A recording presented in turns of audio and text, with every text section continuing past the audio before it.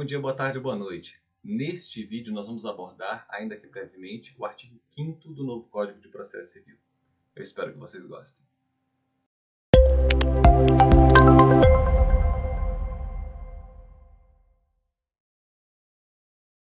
Muito que bem, meus diletos. Hoje é dia 15 de fevereiro de 2021. É o momento que eu estou fazendo esse vídeo. E eu não poderia deixar de fazer menção ao falecimento de dois grandes amigos, né? Eu tive notícia ontem, no domingo, do falecimento do Dr. Aristóteles Lima Turi. E agora pela manhã fui surpreendido com a notícia do falecimento do Dr. Francisco Cruz. Então, a sociedade amazonense perde muito com o falecimento do Dr. Turi e do Dr. Francisco Cruz. Perde a magistratura, porque tinha um excelente desembargador no tribunal. Perde a advocacia, porque o Dr. Francisco Cruz era membro do Ministério Público, mas já aposentado, e estava advogando. Então, duas pessoas brilhantes, duas pessoas do bem, e peço a Deus que os receba em bom lugar e meus pêsames aos familiares. Realmente é lamentável a perda dos doutores Turi e do Dr. Francisco Cruz, né, o vulgo Chicão, querido Chicão. Descansem em paz. Não podia deixar de fazer menção ao falecimento desses dois grandes amigos. É uma pena. Lamento profundamente. Bem, mas vida que segue. Vamos então analisar, ainda que brevemente aqui, o artigo 5º do novo Código de Processo Civil, cuja redação é a seguinte: aquele que, de qualquer forma, participa do processo. Essa informação é importantíssima, porque veja que quando o legislador diz que aquele que de qualquer forma participa do processo, ele está abrangendo membros do Ministério Público, ele está abrangendo magistrados, ele está abrangendo os advogados, as partes, peritos, serventuários, enfim, todo aquele que de qualquer forma participa do processo. Então percebam que é bem abrangente aí a redação do artigo 5º, né? Então, como devem comportar-se essas pessoas? É o que diz o artigo 5º. Aquele que de qualquer forma participa do processo deve comportar-se de acordo com a boa-fé.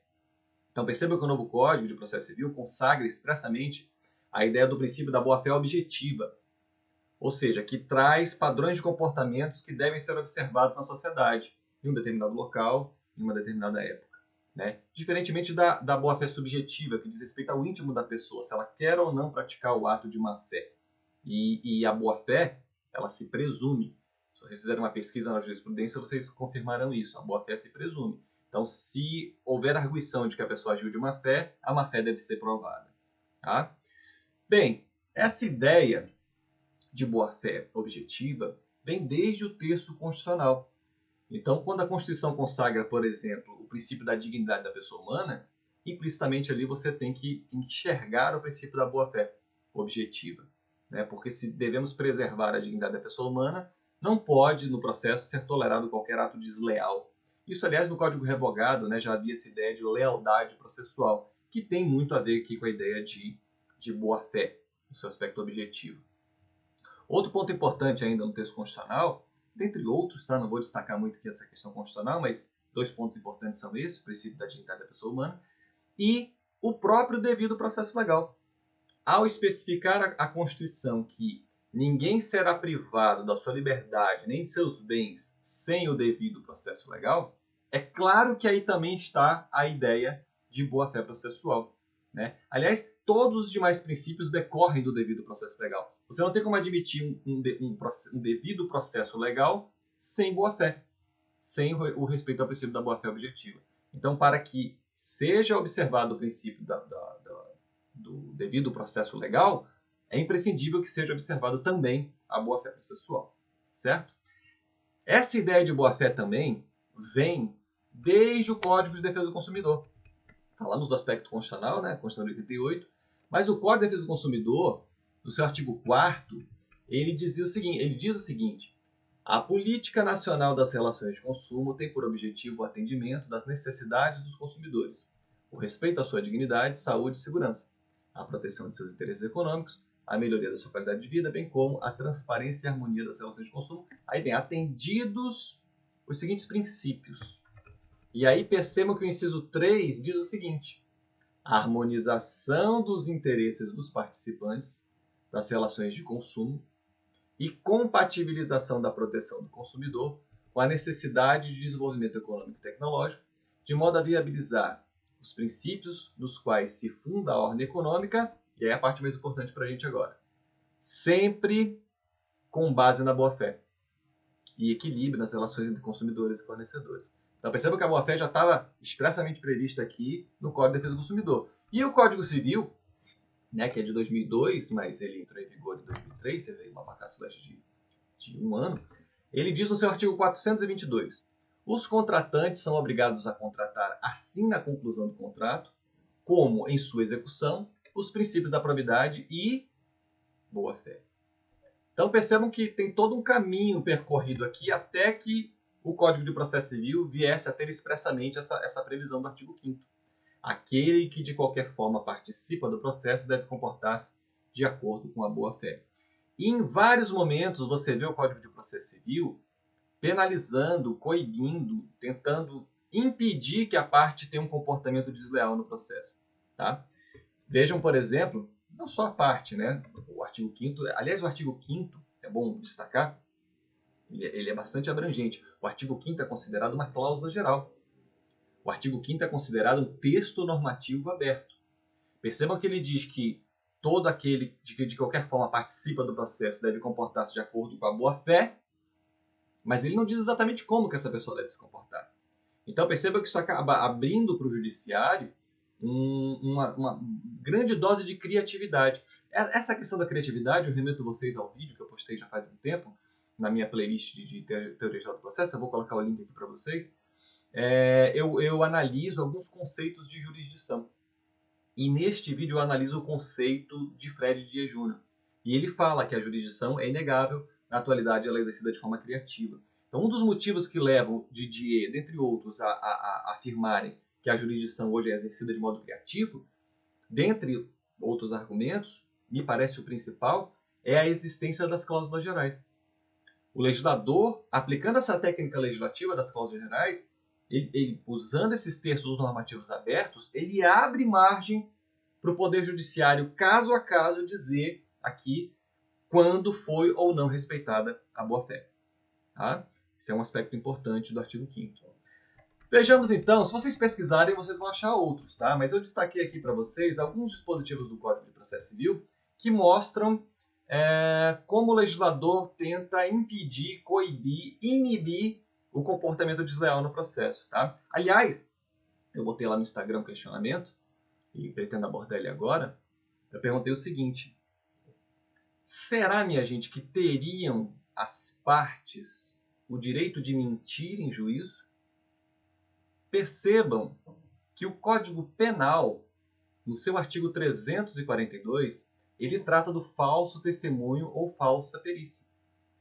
Diz o caput do 342: fazer afirmação falsa, ou negar, ou calar a verdade, como testemunha, perito, contador, tradutor ou intérprete em processo judicial ou administrativo, inquérito policial ou em juízo arbitral.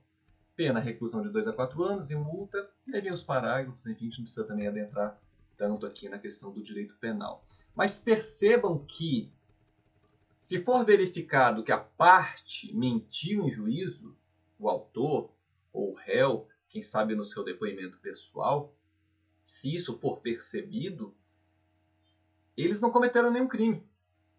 Aí uma questão de atipicidade da conduta. Porque nós acabamos de ver, o 342, em momento algum, diz que a parte comete crime ao mentir em juízo. Então a conduta não é típica. A parte não vai cometer nenhum crime. A testemunha vai. Tanto é que antes de iniciar qualquer audiência de julgamento, antes de ouvir as testemunhas, os juízes sempre advertem, eles dizem que a pessoa está compromissada, né? Eles têm o compromisso de dizer a verdade. Normalmente os juízes leem aqui a redação do 342 e dizem que se for verificado que eles mentiram, estavam mentindo em juízo, eles estão incorrendo em crime. Sei de casos, nunca presenciei, mas sei de casos de testemunhas que já foram presas em flagrante, em audiência, por se perceber que elas estavam faltando com a verdade. Então veja que o legislador, ele reprova muito mais a conduta da testemunha que mente em juízo, do perito, enfim, dessas demais pessoas mencionadas aqui no 342. Mas a conduta da parte que mente em juízo, ela não tem um grau de reprovação tão grande a ponto dessa conduta ser tipificada no Código Penal. Então não tenho dúvida, se for verificado que o autor ou réu mentiram em juízo, eles não cometeram crime. Porém, isso não quer dizer que essa conduta seja lícita. Ela não é típica. A parte não vai cometer crime.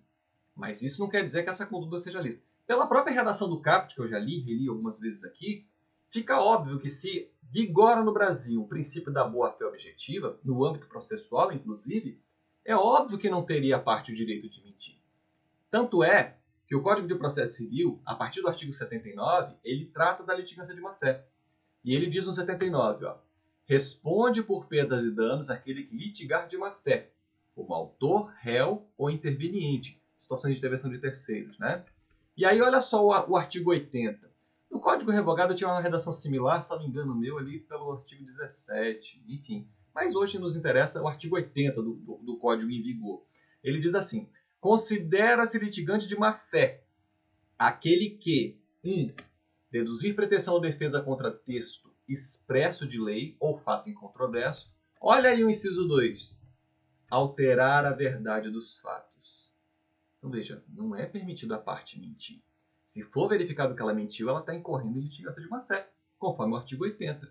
E aí ele traz outras situações, né? Como usar o processo para conseguir o objetivo legal, opor resistência injustificada ao andamento do processo, proceder de modo temerário em qualquer incidente ou ato do processo, etc, etc.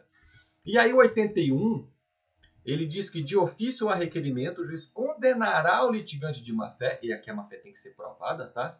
Porque se presume a boa-fé, a má-fé tem que ser provada, a pagar multa, que deverá ser superior a 1% e inferior a 10% do valor corrigido da causa, a indenizar a parte contrária pelos prejuízos que essa sofreu e a arcar com honorários advocatícios e com todas as despesas que efetuou. E aí vem os parágrafos, enfim. Outro dispositivo do novo Código que mostra a intenção de o legislador desmotivar o comportamento desleal no processo. Artigo 143. E olha só, isso aqui diz respeito ao magistrado. Ó. O juiz responderá civil e regressivamente por perdas e danos, quando, aí inciso 1, no exercício de suas funções proceder com dolo ou fraude. Veja como ele também deve observar a boa-fé. 276. Outro dispositivo que nos traz aí a ideia de respeito à boa-fé processual, boa-fé objetiva. Diz o 276. Quando a lei prescrever determinada forma, sob pena de nulidade, a decretação desta não pode ser requerida pela parte que lhe deu causa. É um ditado que se aplica bem no direito, é uma verdade, pode ser processo civil, processo penal, processo de trabalho, enfim, de um modo geral, uma ideia que vem de muito tempo, de que ninguém pode se aproveitar da sua própria torpeza. Então, aquele que deu motivo a uma irregularidade do processo não pode dela se aproveitar, sob pena de ser incentivado o comportamento desleal no processo. Né? É a ideia do 276. E o 322 diz o seguinte, com relação ao pedido feito na inicial. Ó. O pedido deve ser certo. Parágrafo 2º. A interpretação do pedido considerará o conjunto da postulação e observará o princípio da boa-fé. Então veja como a boa-fé deve ser aplicada na inicial, ao ser formulado o pedido, e olha a consequência que isso vai ter lá na sentença. Artigo 489. São elementos essenciais da sentença, aí vem o parágrafo 3º, que é o que nos interessa agora. Ele diz assim, a decisão judicial deve ser interpretada a partir da conjugação de todos os seus elementos e em conformidade com o princípio da boa-fé. Vejam, eu estou mencionando algumas, volto a dizer, se vocês procurarem, vocês vão achar outras, tá? Mas eu estou colocando aquelas que eu acho que são as primordiais. Como a do 774. Meus alunos aí do 7º período, que estão começando a ver processo de execução, fiquem atentos aí ao artigo 774, que ele traz esse dever de boa-fé especificamente para o processo de execução. Diz o 774, Código de Processo Civil. Considera-se atentatória à dignidade da justiça a conduta comissiva ou omissiva do executado que 1. Frauda a execução. 2. Se opõe maliciosamente à execução, empregando ardis e meios artificiosos. 3. Dificulta ou embaraça a realização da penhora. 4. Resiste injustificadamente às ordens judiciais. 5. Intimado não indica ao juiz quais são e onde estão os bens sujeitos à penhora e os respectivos valores, nem exibe prova de sua propriedade e, se for o caso, certidão negativa de ônus. E aí o parágrafo único fala da sanção, né? Nos casos previstos nesse artigo, o juiz fixará multa em montante não superior a 20% do valor atualizado do débito em execução, a qual será revertida em proveito do exequente, exigível nos próprios autos do processo, sem prejuízo de outras sanções de natureza processual ou material. Então, na obra de Fred Didier Júnior, que é um autor que eu menciono com muita frequência, né, eu gosto muito da obra dele, ele faz uma construção bem interessante. Ele diz o seguinte, que até na guerra existe um dever, digamos assim, ético, comportamental. E aí na doutrina, se você for pesquisar, você vai ver que ora autores falam de questões morais, ora falam de questões éticas. E, a meu ver, alguns até confundem um pouco esses institutos. Porque, assim, a moral está mais ligada a essa ideia do certo, do errado, do bem e do mal. Já quando você fala de ética, aí você fala de padrões de comportamento. Padrões de comportamento que são admitidos em determinado segmento, tempo, local, espaço. Por exemplo, a máfia. A máfia tem uma ética muito rigorosa. Pelo menos a notícia que nós temos antigamente da máfia italiana, o regime de cinemas e tal. Então criou-se essa, talvez seja até ficção, enfim, mas o que a gente ouve dizer é isso, que eles têm a possibilidade, inclusive, de um matar o outro. Mas desde que o sobrevivente cuide da família daquele que foi morto. Não é, obviamente, uma questão moral, mas é uma questão ética. Não deixa de ser uma questão ética. Então, ética é essa questão de padrão de comportamento. Moral está mais ligada à ideia de bem e do mal, do certo e do errado. Tá? De qualquer forma, mesmo na guerra, como diz Didier, existem certos comportamentos que não são tolerados, que constituem crime de guerra. Por exemplo, se foi levantada a bandeira branca, né, da trégua, do armistício, o exército inimigo não pode atacar. Né? Não pode o soldado de um exército inimigo usar do fardamento do outro exército e entrar nas suas trincheiras para matar os soldados. Então, veja, mesmo na guerra se vedam esses comportamentos desleais, quanto mais no processo. Isso é importante de ser dito porque eu percebo nas faculdades que eu já lecionei que muitas vezes certos alunos se empolgam e acham que o processo é um vale-tudo, que tudo pode no processo, e não é assim. O princípio da boa-fé ele é um grande limite, seja para a ideia de contratar, né, a ideia relativa aos contratos, a gente viu agora há pouco a redação do Código Civil, seja a questão da ideia de obrigações, que também se aplica, e seja na ideia de processo.